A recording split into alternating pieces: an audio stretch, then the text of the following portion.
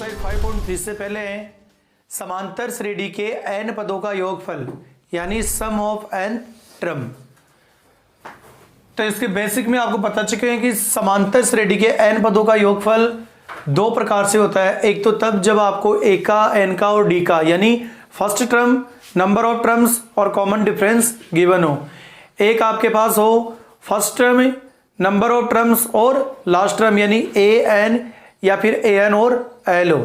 तो देखिए यहां पे अपने को दिया हुआ है फाइंड द सम ऑफ यानी योगफल ज्ञात कीजिए एपी यानी समांतर श्रेणी 1 4 7 10 अप टू 20 टर्म्स। इसका मतलब है कि 20 पदों तक, इसका 20 पदों तक आपको टोटल ज्ञात करना है।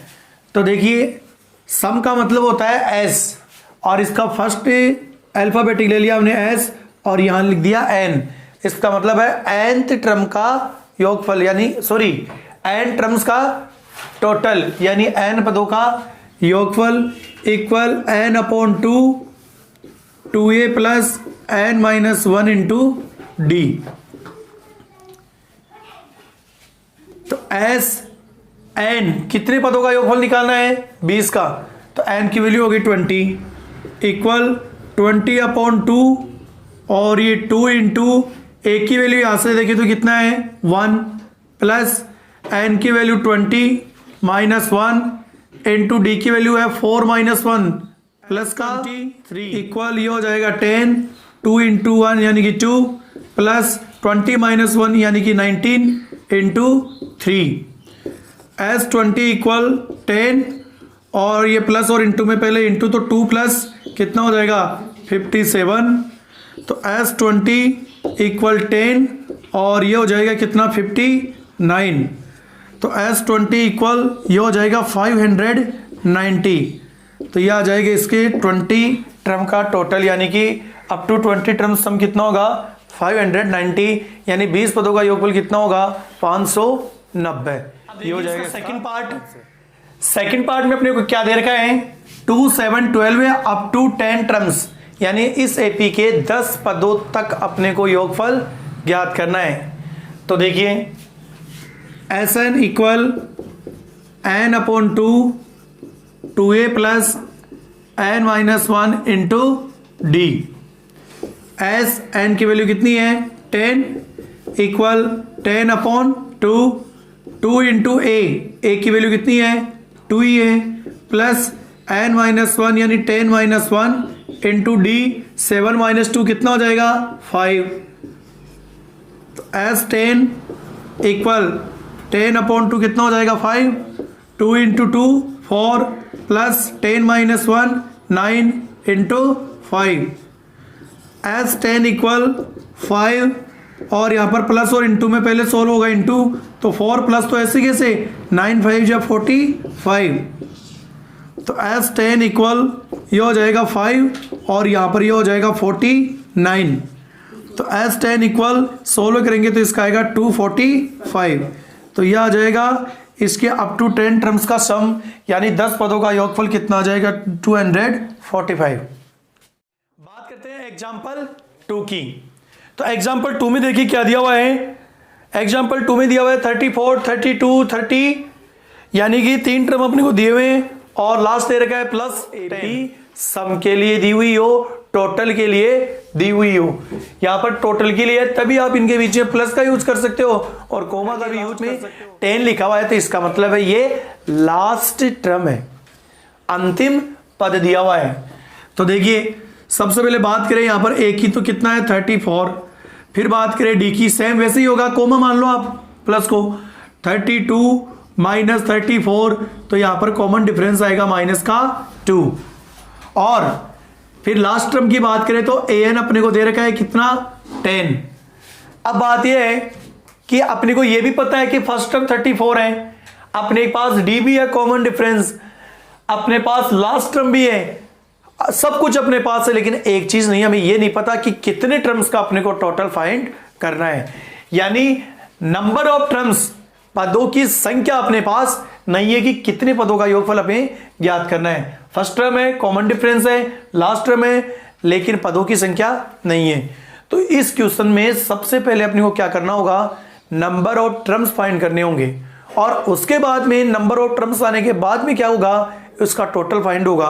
क्योंकि आप फॉर्मूला लगा भी दोगे तो n की जगह वैल्यू क्या रखोगे, तो n की वैल्यू तो अपने पास है ही नहीं, इसलिए पहले अपना टारगेट होगा n की वैल्यू, क्योंकि ये तो पता होना चाहिए कि कितने पदों का योगफल निकालना है, कितने टर्म्स का टोटल फाइंड करना है। तो देखिए अब n की वैल्यू निकालने के लिए अपने को किसका यूज करना होगा, nth टर्म फाइंड करने वाला जो फॉर्मूला होता है उसी फॉर्मूले से क्या निकलेगी, n की वैल्यू। क्योंकि इतने क्वेश्चन किए हैं आपने, पता है कि n की वैल्यू केवल उसी से निकलती है। तो देखिए, तो सबसे पहले an equal a plus N minus 1 into D.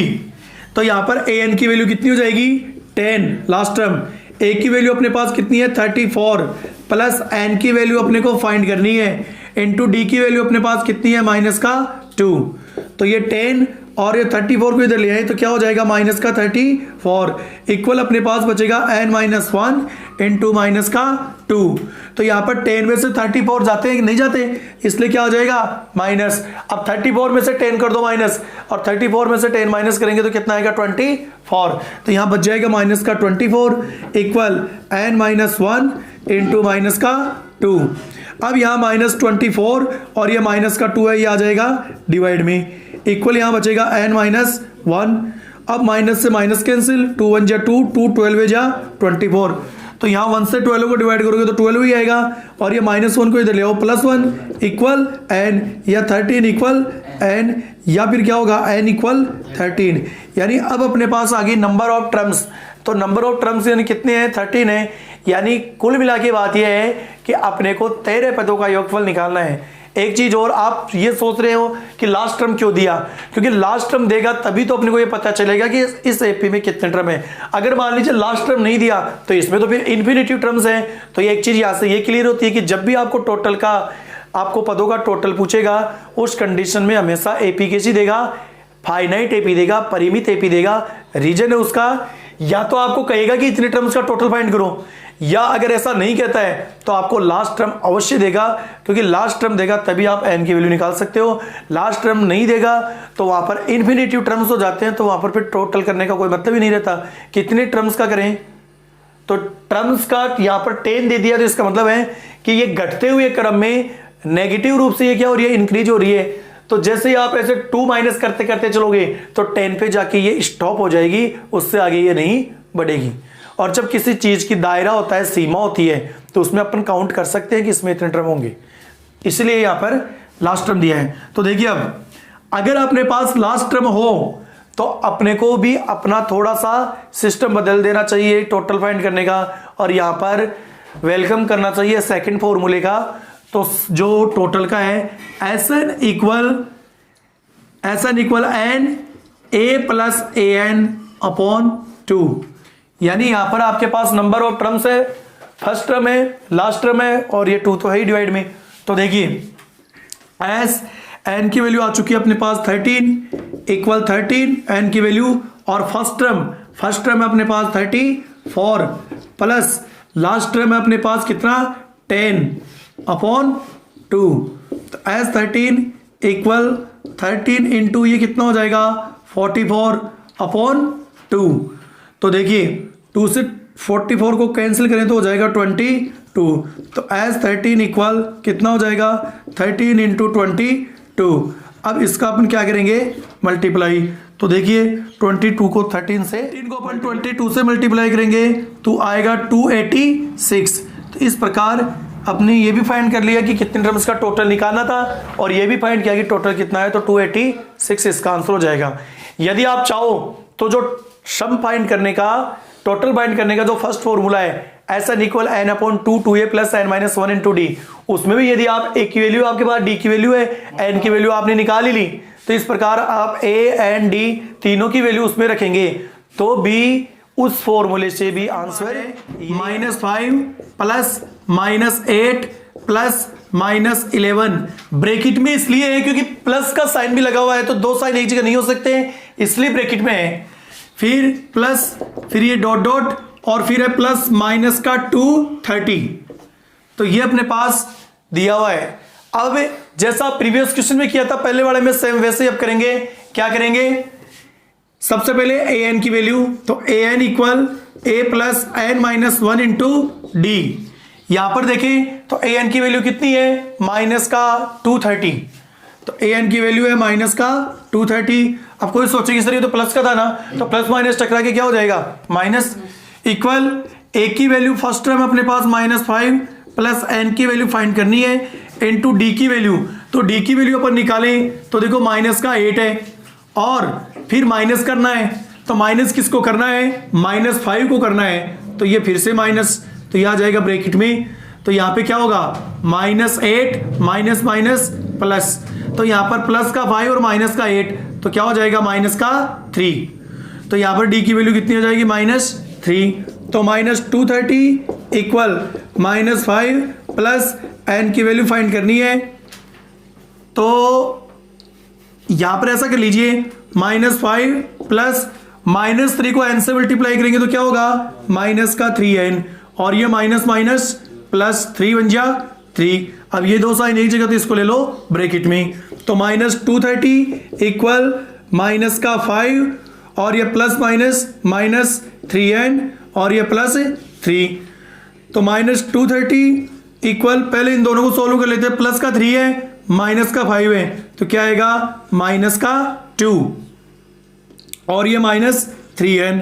तो माइनस का 230 और -2 को इधर लेके आएंगे तो प्लस का 2 इक्वल बचेगा अपने पास माइनस का 3n। अब 2 में से माइनस का 230 जाएगा तो बचेगा अपने पास माइनस का 228 इक्वल माइनस का 3n। अब ये माइनस का 228 -3 आ जाएगा इसके डिवाइड में, इक्वल बचेगा अपने पास n। तो माइनस से माइनस कैंसिल, और ये 3 से 1 जा 21 और 1 बच गया 8 और 3 6 जा 18। तो यहां पर कितना हो जाएगा 76 इक्वल n, या n इक्वल 76। तो यहां पर नंबर ऑफ टर्म्स कितनी आ जाएगी, 76। इसके बाद में अपने को फाइंड करना है क्या, पदों की संख्या आ गई, तो इन 76 टर्म्स का टोटल फाइंड करना है, छिंत्र पदों का टोटल। तो यहां पर वही SN equal n a plus L भी लिख सकते हो, देखो an लिख दो चाहे l लिख दो एक ही बात है। तो s n का मतलब 76 इक्वल 76 या अपॉन में हो जाएगा 2। तो यहां पर a की वैल्यू फर्स्ट टर्म तो कितना है, माइनस का 5 प्लस लास्ट टर्म कितना है, माइनस का 230, तो ये भी किस में आ जाएगा, ब्रैकेट में। तो यहां पे लगा लो बिग ब्रैकेट अपॉन 2। तो s 76 इक्वल 76 और ये माइनस का 5 और ये माइनस का 230 अपॉन 2। तो s 76 इक्वल 76 और यहां पर इनको ऐड करेंगे तो हो जाएगा माइनस का 235 अपॉन 2। और 2 से इसको कैंसिल करें तो 2 3 जा 6 1 6 16 38। तो s 76 इक्वल 38 इंटू माइनस का 235 आ जाएगा ब्रैकेट में।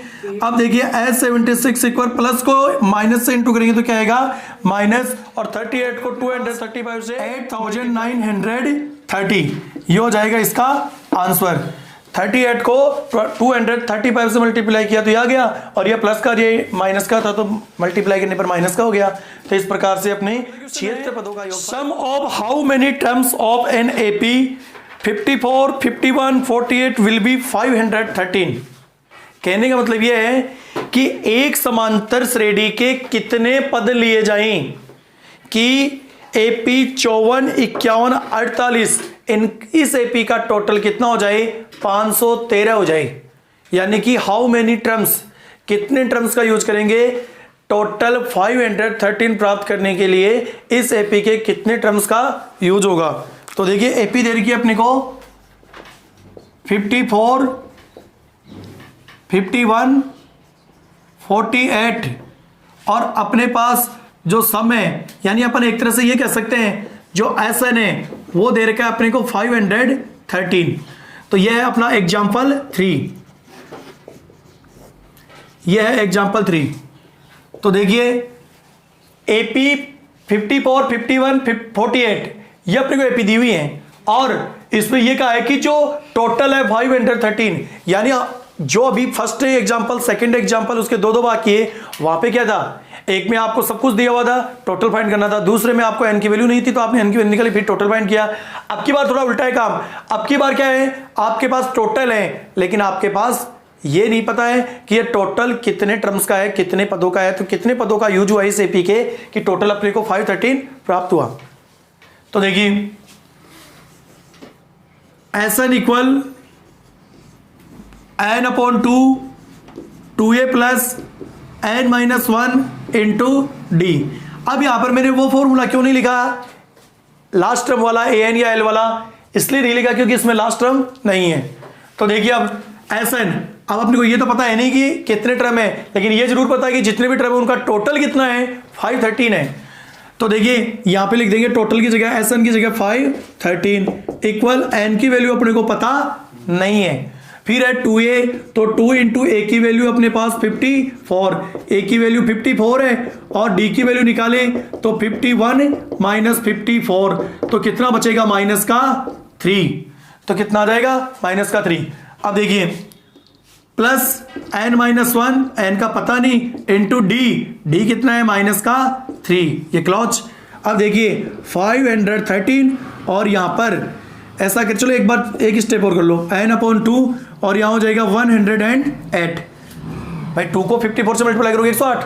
अब देखो प्लस माइनस 3 को एन से मल्टीप्लाई करो, माइनस का 3n, माइनस माइनस प्लस 3 बन जा 3, इसको ले लो ब्रैकेट में, ये क्लॉज। अब देखिए 513, इसके नीचे यदि 1 लगा लें तो देखो वैसे भी कोई फर्क नहीं पड़ेगा, 2 इधर क्या है, डिवाइड में, इसका पक्षांतरण होगा, साइड चेंज होगा, तो ये किसमें आ जाएगा, इनटू में, इक्वल यहां क्या बचेगा, एन, ये 108 और प्लस का 3 है, कोई दिक्कत नहीं है, कोई मल्टीप्लाई में तो है नहीं, तो प्लस 3 को लिख लो पहले और ये प्लस माइनस क्या हो गया, माइनस 3n को लिख दो बाद में। अब देखिए ये कितना हो जाएगा, ये हो जाएगा 1026। अब देखिए n और यहां पे हो जाएगा, ये कितना हो गया, 111 माइनस का 3n। यहां पे देखें तो 1026 इक्वल n को 111 से करेंगे तो 111n और फिर n को माइनस 3n से करोगे तो माइनस, ये प्लस का है, ये माइनस का तो माइनस आएगा, n को 3n से करोगे तो 3n स्क्वायर। तो यहां पर अपन देखें तो यहां पर हम जा रहे हैं कहां पर, क्वाड्रेटिक इक्वेशन की तरफ, जहां पर वेरिएबल क्या है, x की जगह स्मॉल n, यानी यहां पर एक द्विघात समीकरण बनने जा रहा है जिसका सॉल्यूशन करने के आपको मैंने 3 मेथड बताए थे, फैक्टोरिज्म मेथड, होल स्क्वायर मेथड और क्वाड्रेटिक फॉर्मूला या श्रीधराचार्य फॉर्मूले से। तो ये उस ओर जा रहा है। तो ये 1026 और 119, ये 11n है और ये माइनस का 3n स्क्वायर है। तो एक काम करते हैं, अपने इनका पक्षांतरण कर देते हैं, कैसे, तो देखिए माइनस 3n स्क्वायर को इधर लेके आएंगे तो प्लस का 3n स्क्वायर, प्लस का 111n, इसको इधर लेके आएंगे तो माइनस का 100n, यानी ये माइनस का था प्लस का हो गया, ये प्लस का था माइनस का हो गया। मैंने पहले इसको क्यों लिखा, क्योंकि आपको पता है क्वाड्रेटिक इक्वेशन का जो स्टैंडर्ड फॉर्म होता है वो होता है ax square plus bx plus c equal 0। पहले एक्स स्क्वायर की टर्म, उसके बाद में x का और लास्ट में नॉन वेरिएबल।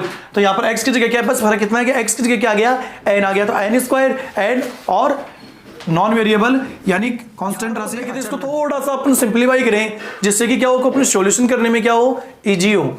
तो यहां पर देखिए तो देखो आपको 3 का डिविजिबिलिटी लॉ आना चाहिए जो 3 की भाजकता का नियम है। यानी क्या है 3 की भाजकता का नियम, कि यदि किसी संख्या के अंकों का योग 3 से डिवाइड होता है, 3 से विभाजित होता है, तो वह संख्या भी 3 से विभाजित होगी। यानी if the sum of digits, if the sum of digits of a number divided by 3, then number is also divided by square minus 111n और प्लस का 1026। अब देखिए इसको अपन सिंप्लीफाई करते हैं तो 3 की भाजकता का नियम आपको बताया, तो उससे क्या होगा, तो 3, ये तो चलो 3 से हो जाएगा, 1 + 1 + 1 कितना हो गया, 3, तो ये भी होगा। तो 1 और 0 1 और 2 3, 3 और 6 9, तो ये भी होगा। तो देखिए 3 इसमें ले लो कॉमन, तो यहां बचेगा n स्क्वायर और यहां पर 3 3 जा 9 और 1 3 3 जा 9, 2 बचेगा, 1 3 7 जा 21 37n और ये प्लस 3 से करो, 3 3 जा 9 1 4 3 4 जा 12 है, 3 2 जा 6, ये 0। तो n square minus 37n plus 342 equal 0 और ये 3 आ जाएगा इसके डिवाइड में। तो अब देखिए n square minus 37n plus 342, 0 से किसी भी नंबर को डिवाइड करो 0। तो इसलिए क्या हो गया, थोड़े से बड़े जो टर्म्स थे वैल्यूज में क्या हो गए, छोटे हो गए। अब यहां पर आप क्वाड्रेटिक फॉर्मूला यूज कर लो। तो वहां पर x इक्वल होता है तो यहां क्या लिखोगे, n equal minus B plus minus root B square minus 4ac upon 2a।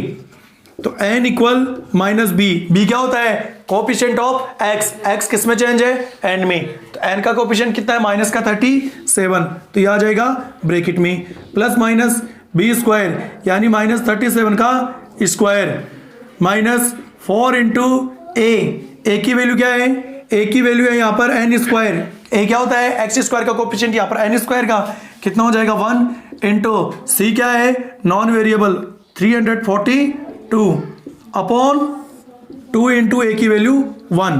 तो आगे देखिए अपन, तो देखिए n equal minus minus plus 37 plus minus यहाँ पर 37 का 369 माइनस माइनस प्लस और ये हो जाएगा 1369 माइनस 4 को 1 से करेंगे 4 और फिर 340 से करेंगे तो ये आ जाएगा माइनस का 1368 अपॉन 2 को ऐसे करेंगे यानी 2 को 1 से करेंगे 2 n इक्वल प्लस का 37 प्लस माइनस यहाँ क्या बचेगा 1369 में 1368 तो क्या बचेगा 1 अपॉन 2। तो n equal 37 plus minus root 1 की वैल्यू क्या होती है 1 अपॉन 2। अब यहाँ से अपने पास दो कंडीशन आती है। तो फर्स्ट कंडीशन देखें अपन, तो क्या लेंगे n इक्वल 37 प्लस का 1 अपॉन 2 तो कितना हो जाएगा 38 अपॉन 2 क्या आ जाएगा 19। और सेकंड कंडीशन लें तो क्या हो जाएगा n इक्वल 37 माइनस का 1 अपॉन 2 36 अपॉन 2 इक्वल क्या हो जाएगा 18। यानी नंबर ऑफ टर्म्स यानी पदों की संख्या, नंबर ऑफ टर्म्स या पदों की संख्या 18 या 19 होगी यानी 18 या 19 होगी। या तो पदों की संख्या 18 होगी या फिर 19 होगी। ये हो जाएगा इसका आंसर। एग्जाम्पल 4, इसमें आपको दिया हुआ है कि एक एपी का nth टर्म दिया रखा है कितना an इक्वल 9 माइनस 5n। आपको एक एपी का nth टर्म दे रखा है an इक्वल 9 माइनस 5n और आपको ये कहा है कि इसके 15th टर्म का सम ज्ञात कीजिए यानी कि 15 पदों का योगफल ज्ञात कीजिए। ये अपना क्वेश्चन है कि ये एपी का nवा पद ज्ञात करने का कोई जो फॉर्मूला है, या ये मान लो कि nवा पद ही दे रखा है उस एपी का, जो भी एपी थी उसका nवा पद दे रखा है, nth टर्म दे रखा है और आपको 15 टर्म्स का टोटल फाइंड करना है। तो देखो सबसे पहले अपनी बात यह आती है कि टोटल फाइंड करने के लिए अपने पास a होना चाहिए, फर्स्ट टर्म नहीं है। फिर अपने पास क्या होना चाहिए, फिर अपने पास होना चाहिए नंबर ऑफ टर्म्स, वो अपने पास है कितना है 15 है। फिर होना चाहिए कॉमन डिफरेंस, तो वो भी अपने पास नहीं है। कॉमन डिफरेंस नहीं हो तो उसकी जगह क्या हो सकता है लास्ट टर्म, तो वो भी अपने पास नहीं है, कुछ नहीं है अपने पास। तो पहले क्या बनाएंगे, इससे अपन एपी बनाएंगे।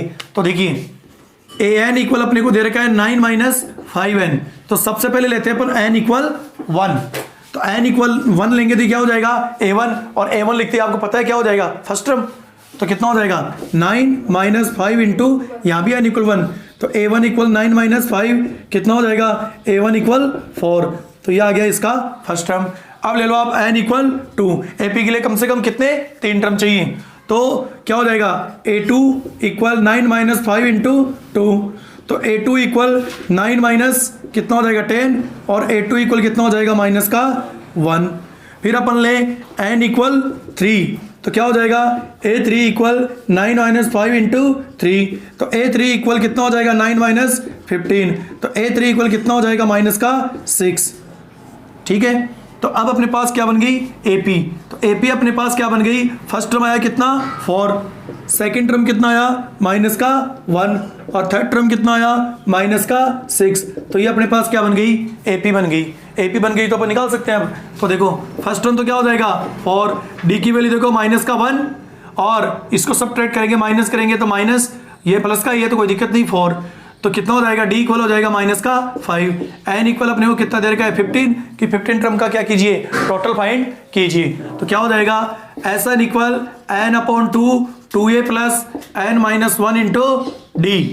तो यहाँ पे देखिए एस एन की वैल्यू कितनी है 15, तो 15 अपॉन 2 इंटू ए की वैल्यू कितनी है 4 प्लस एन की वैल्यू 15 माइनस 1 इंटू डी की वैल्यू कितनी है माइनस का 5। अब देखिए एस 15 इक्वल 15 अपॉन 2 और ये 2 इंटू 4 कितना हो गया 8 प्लस 15 माइनस 1 कितना हो जाएगा 14 इंटू माइनस का 5। तो एस 15 इक्वल कितना हो जाएगा 15 अपॉन 2 और यहाँ पर 8 प्लस को इंटू करेंगे माइनस से तो माइनस, और 14 को 5 से करेंगे तो कितना आ जाएगा 70। तो एस 15 इक्वल 15 अपॉन 2 और 8 में से 70 जाएगा तो ये माइनस कितना आ जाएगा 62। अब देखिए इन दोनों को अपन कैंसिल भी कर सकते हैं 2 से, तो क्या हो जाएगा S 15 equal 15 upon 2 into minus का 62, इसको कैंसिल करेंगे तो यहाँ पे आ जाएगा माइनस का 31। तो देखिए इसको थोड़ा सा मिटा देता हूं मैं यहां से। अब देखिए एस 15 इक्वल अपने पास आ जाएगा 2 तो नीचे कैंसिल हो गया 15 इंटू माइनस का 31। तो एस 15 इक्वल प्लस को माइनस से मल्टीप्लाई करेंगे तो माइनस और 15 को 31 से 5, ये हो जाएगा इसका आंसर। तो इससे आगे की चर्चा करेंगे अपन अपनी नेक्स्ट क्लास में, आगे की जो भी एग्जांपल्स है उनकी चर्चा जारी रखेंगे। Thanks for watching video. Please subscribe YouTube channel and press bell icon.